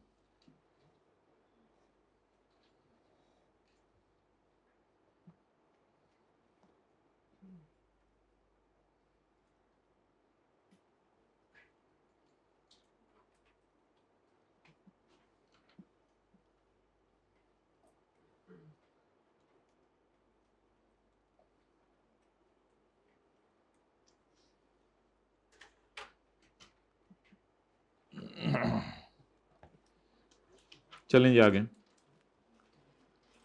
He also acquired the vehicle provided to him by SCL. He acquired the vehicle at BV, where the fair market value was 2 million. आप बताएं यहां बीवी को बीवी होने की वजह से बल्कि आज ये amount paid by employee to employer बी है. ही acquired the vehicle at BV at WDB, यानी इतने पैसे दे के. तो लिखे. अच्छा इसमें आप ये वाली प्रोविजन लिख के आएंगे.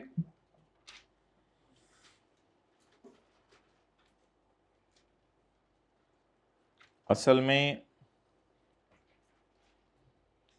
ये जो डब्बा है, डब्बे में डब्बा, डब्बे में केक, आपका दोस्त 2-3 में 1.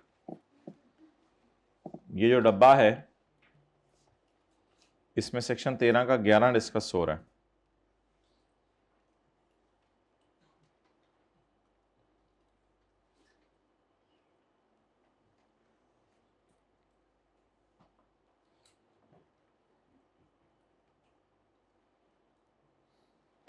Where a property is transferred, the fair market value of property minus amount paid by employee.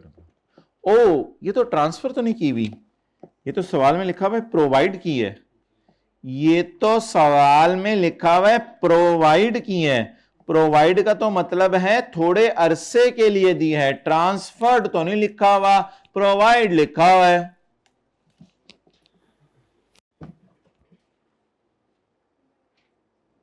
जी बताएं क्या करें. प्रोवाइड की, ट्रांसफर की हुई है, फिर क्या करें, 5 या 10% लगाएं या ट्रांसफर वाला रूल लगाएं, प्रोवाइड वाला रूल लगाएं गाड़ी में? प्रोवाइड वाले हाथ खड़ा करें, ट्रांसफर वाले हाथ खड़ा करें। ट्रांसफर क्यों कह रहे हैं ये लोग?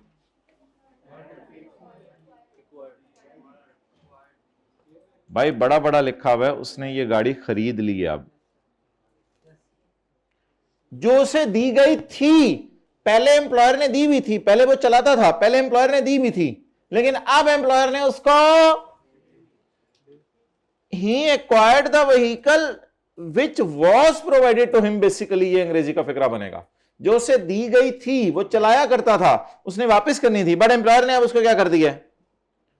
और भाई अगर प्रोवाइड की हुई है तो वो पागल है कि पैसे देके खरीदे? परचेज की है तो पैसे देके खरीद रहे हैं ना। तो असल में ये लाइन है, he purchased at 5 lakh. Now it is not provided कि जितना अरसा नौकरी करे उतना अरसा तुम्हारी, ये हमेशा के लिए तुम्हारी हो गई है। क्लियर? अब किसी के जहन में अगर ये सवाल आए कि थोड़ा अरसा प्रोवाइड भी तो की होगी ना इससे पहले, तो वो जो 5 या 10% है वो भी लगा लें, लेकिन वो तो गाड़ी की कॉस्ट पे लगाते हैं, वो दी नहीं हुई सवाल में। अब मैं क्या करूं, मेरी भी कुछ मजबूरी है। अब नहीं दी हुई ना गाड़ी की कॉस्ट, वो गाड़ी की कॉस्ट पे लगाते हैं ना। गाड़ी की कॉस्ट दी हुई है या आज की फेयर वैल्यू दी हुई है? तो मेरे ख्याल से सॉर्ट ऑफ इस टाइप की एडजस्टमेंट है कि पहले एम्प्लॉयर ने उसको गाड़ी प्रोवाइड की हुई थी, लेकिन अल्हम्दुलिल्लाह at the time of retirement उसने कहा तू गड्डी ले ले, तू गड्डी ले ले, हमेशा के लिए खरीद ले। भाई वो जो कुर्बानी पे ले ले होते हैं वो नहीं, ले ले मैं कह रहा हूं तो। अच्छा, इसने रिटायरमेंट के टाइम पे कहा तू ले ले, यानी गाड़ी खरीद ले, गाड़ी खरीद ले। तो लिखें fair market value of the car, that is 2 million, less amount paid by employee to employer. Hybrid में सेकंड लास्ट रो लिखने देना उनको, खुद भी नहीं लिखना, दूसरों को नहीं लिखने देना। Fair market value of the car, that is ₹2 million, less, अब फिक्रे के आधे से लिखना शुरू किया, less amount paid by employee to employer, that is 5 lakh, is chargeable to tax,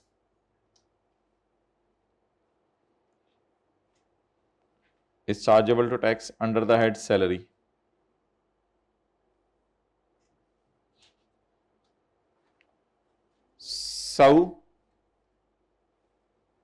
सौ rupees 15 lakh is chargeable to tax.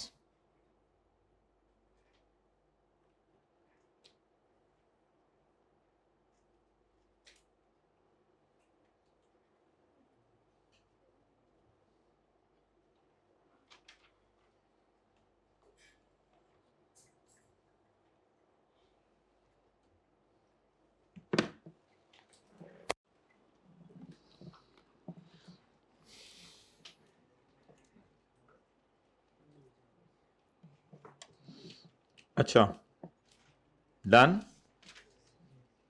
Done. Okay, question 11, briefly explain the provisions of खाला जी का ordinance and rule made by खालू जी relating to interest free loan provided by an employer to employee for marriage of his her daughter.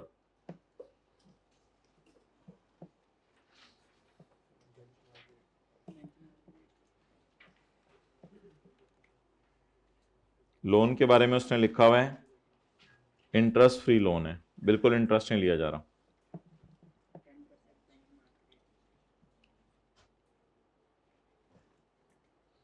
तो page 104 वाली बात लिख के आएंगे, where a loan is provided by an employer to an salary shall include where no interest is payable, interest on loan calculated at, लेकिन ये line में लिखा आएगा however nothing will be added in the salary income if the loan is up to 1 million। नीचे वाली भी लिख सकते हैं लेकिन ज़्यादा डिटेल हो जाएगी, बस कितने नंबर हैं 2 बस काफ़ी है ये लाइन। अच्छा जी, अब आ जाएं चैप्टर नंबर 3 में वापस।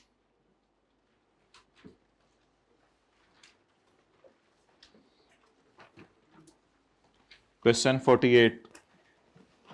पहली 3 लाइनें तो इंशाल्लाह कल पढ़ेंगे, पहली 3 लाइनें कल पढ़ेंगे।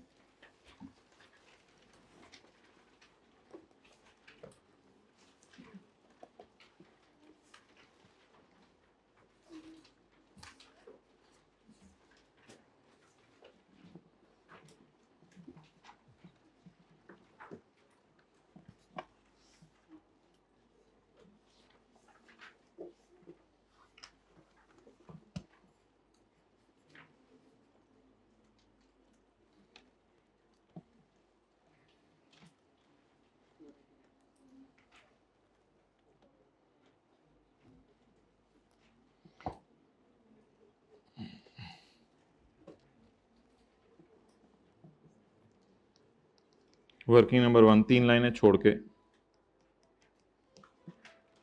अस्तगफिरुल्लाह। In addition to above mention salary, ऊपर वाली सैलरी के अलावा Salim Khan also receive the following benefit, Salim Khan ने ये बेनिफिट्स भी लिए हैं। हमारा साल शुरू हो रहा है 1 जुलाई 2023 को। 1 जुलाई सलीम खान ज्वाइंड, यानी कि हमारे साल के पहले दिन इसने नौकरी शुरू की है और हमारा साल खत्म हो रहा है 2024 में। A company maintained car which was 60% used for girl and 40% used for company.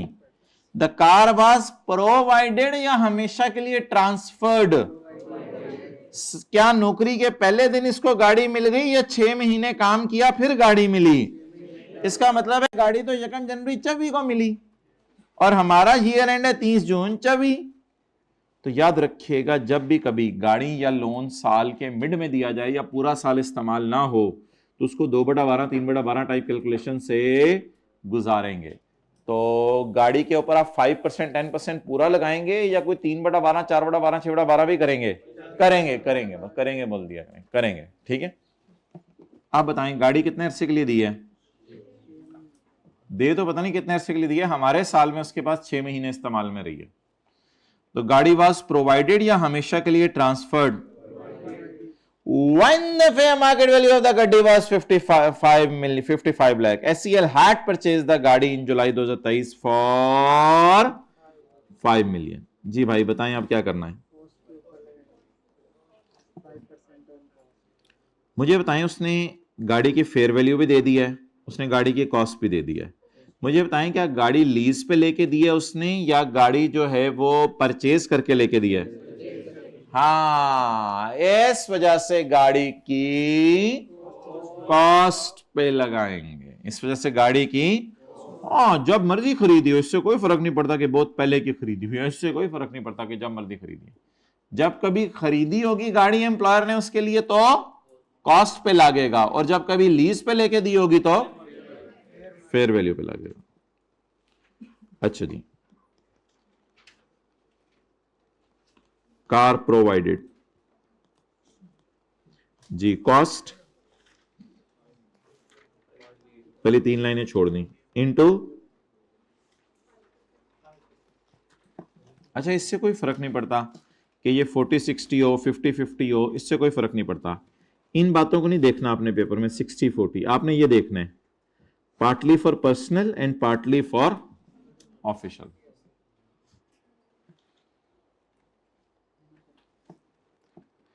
आप बताएं 1 जनवरी से शुरू करें, जनवरी फरवरी पाई, इन दोनों को उठाएं चपेड़ मार के, तो हद होगी, दोनों पे इकट्ठी नींद आती है। जनवरी एक ऐसे दूसरा, मैं अगर ऐसे पढ़ा रहा हूं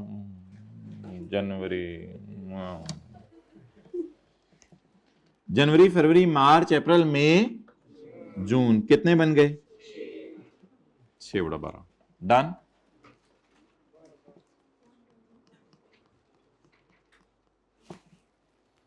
आगे चलें जी।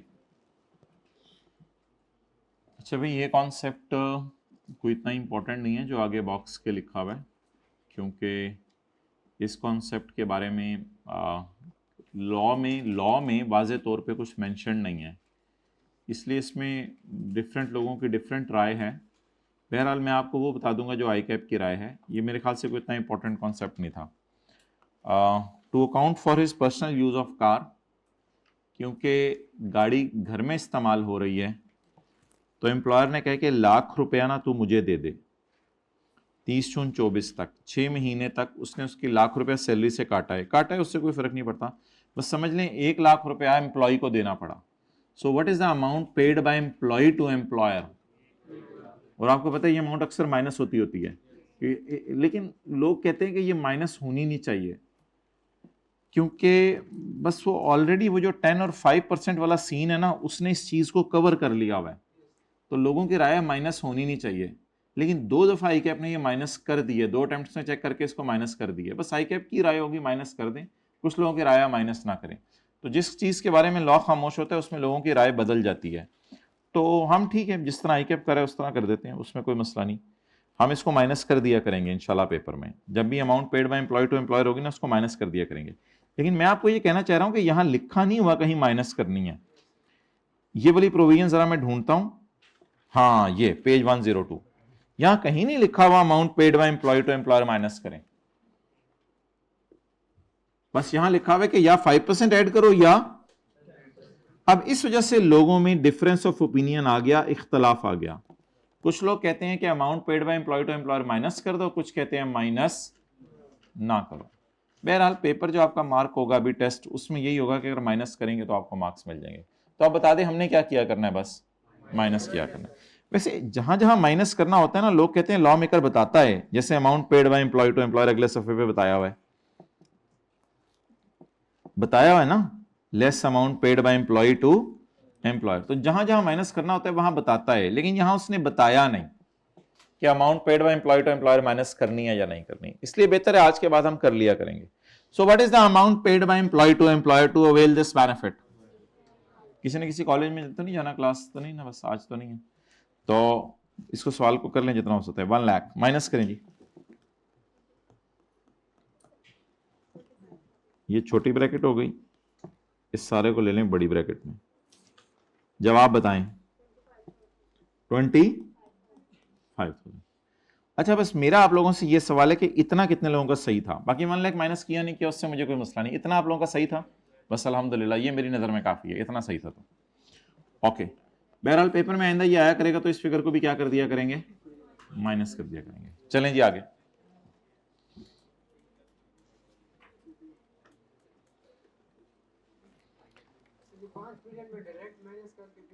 नहीं नहीं नहीं, वो तो अजीब सी चीज को बननी थी।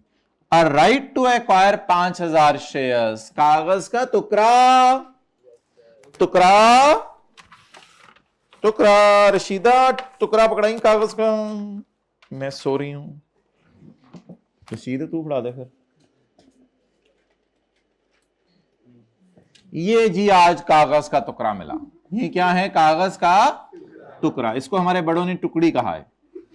तो ये जो कागज की टुकड़ी मिली है, आई हैव अ कागज का टुकड़ा तो एक्वायर 5,000, मेरे पास शेयर्स नहीं है, मेरे पास क्या है, कागज का टुकड़ा।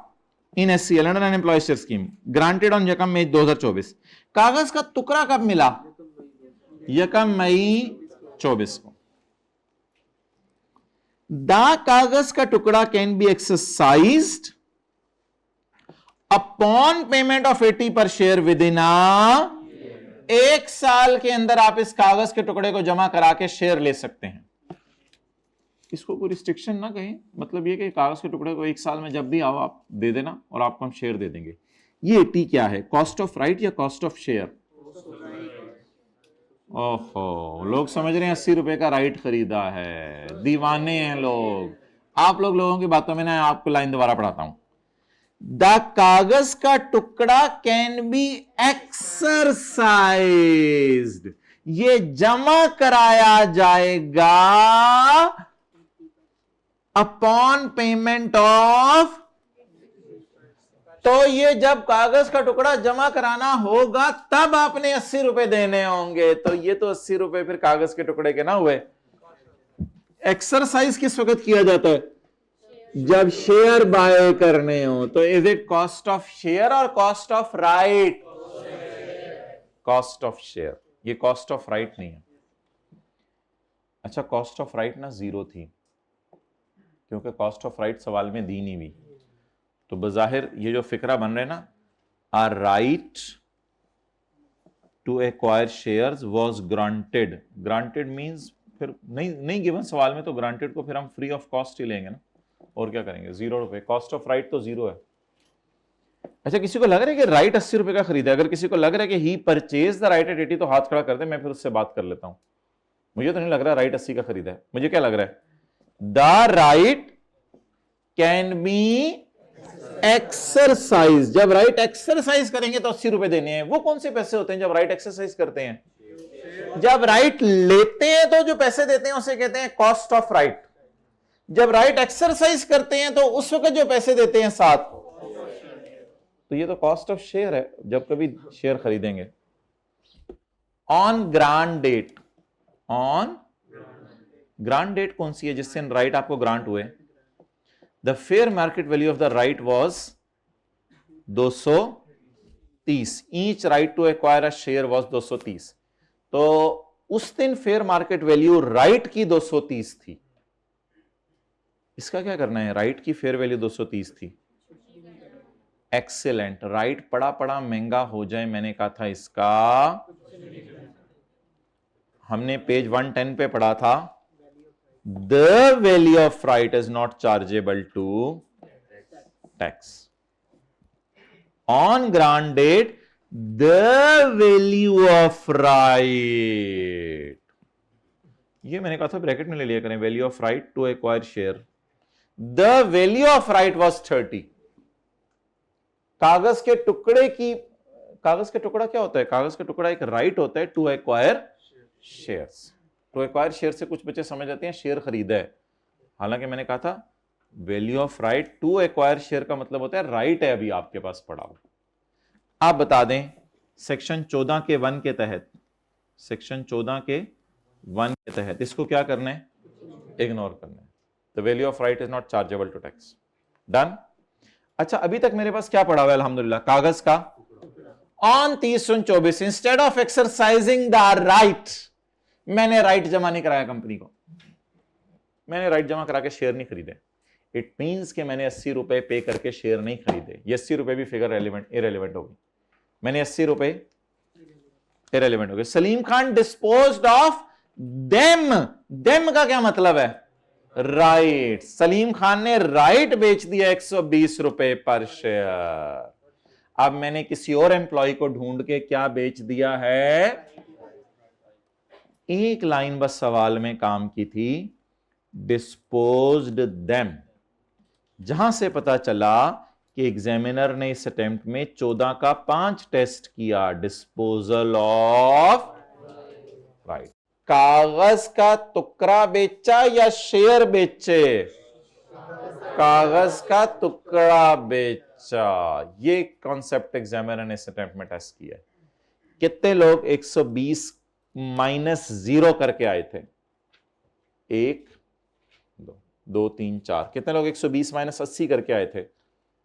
यार 80 रुपए एम्प्लॉय ने तो नहीं दिए ना? आपको लग रहा है 80 रुपए एम्प्लॉय ने दे दिए? ये 80 रुपए कब देता?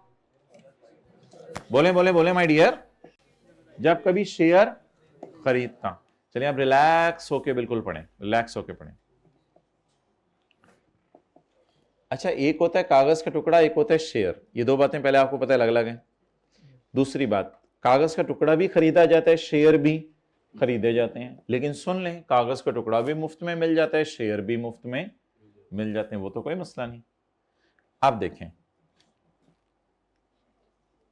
मुझे एक कागज का टुकड़ा मिला है to acquire 5000 shares under an employee share scheme. कागज का टुकड़ा किस दिन मिला है? यकम मई 24 को। द कागज का टुकड़ा can be exercised upon payment of 80 पर share with in a year. एक साल के अंदर अगर मैं पैसे अरेंज कर लूं तो 80 रुपए दूंगा और कागज का टुकड़ा दूंगा, कंपनी मुझे क्या दे देगी? शेयर। वो तो दे देगी, अब मैं देखता हूं, हो सकता है मैं ले ही लूं शेयर, पता नहीं मेरा क्या प्लान है आगे। जिस दिन कागज का टुकड़ा मिला उस दिन कागज का टुकड़ा बहुत महंगा हो गया हुआ था, 230 का, बड़ी डिमांड थी इसकी कागज के टुकड़े की। पड़े पड़े कागज का टुकड़ा क्या करना है, छोड़ें पर इसको, अनलेस कि ये बेच दें। वैसे मैंने 30 जून को सोचा यार इतने पैसे तो अरेंज हो नहीं सकते, तो मैंने बार कागज का टुकड़ा ही बेच दिया। अब मुझे बताएं कि यकम में 24 को क्या हुआ, बोलें। राइट परचेज या ग्रांटेड जो भी कर लें, परचेज तो सॉर्ट ऑफ नहीं हुए क्योंकि पैसे तो नहीं दिया आपने। और 30 जून 24 को क्या हुआ, डिस्पोज्ड। राइट, डिस्पोज का फॉर्मूला है कंसिडरेशन माइनस कॉस्ट, नहीं फेयर वैल्यू नहीं है, कंसिडरेशन माइनस कॉस्ट। ये देखें formula, consideration minus cost of what, of right. अच्छा, इसको मल्टीप्लाई करेंगे विद द नंबर ऑफ कितना, 6 लाख। अच्छा, अब ये वर्किंग 2 में करके वर्किंग 1 में 6 लाख भी लेके जा सकते हैं, लेकिन मेरे ख्याल से थोड़े बड़े हो गए हुए हैं, तो खाली ये नीचे वाली लाइन वर्किंग 1 में डायरेक्ट ना डाल दें। अच्छा, इस तरह की वर्किंग हम करते थे, याद है किसी को? यकम मई को कुछ भी नहीं करना, 30 जून को ये करना है, इस तरह की वर्किंग करते थे, ये याद है? नहीं पता इस तरह की वर्किंग करते थे? नहीं पता, याद नहीं, पता नहीं यार, आप घर जाके डेली पढ़े हो, साथ साथ रोजाना कर जाना पड़े हो। मैं ये वर्किंग्स मैं किस क्लास में करा रहा हूँ? ये शाम को कोई क्लासें हो रही हैं जिसमें ये वर्किंग्स हो रही हैं? ये वर्किंग्स कहाँ हो रही हैं? किप्स अकेडमी में कह रहा है। अब मैं क्या करूं, डायरेक्ट यहां ना लिख दें क्या, डिस्पोजल ऑफ राइट। फॉर्मूला क्या है, A minus B, where A is the consideration and B is the multiplied by number of shares, 5000। जवाब बता दे, नोट करें। शेयर खरीदे या कागज का टुकड़ा बेचा? कागज का टुकड़ा बेचा।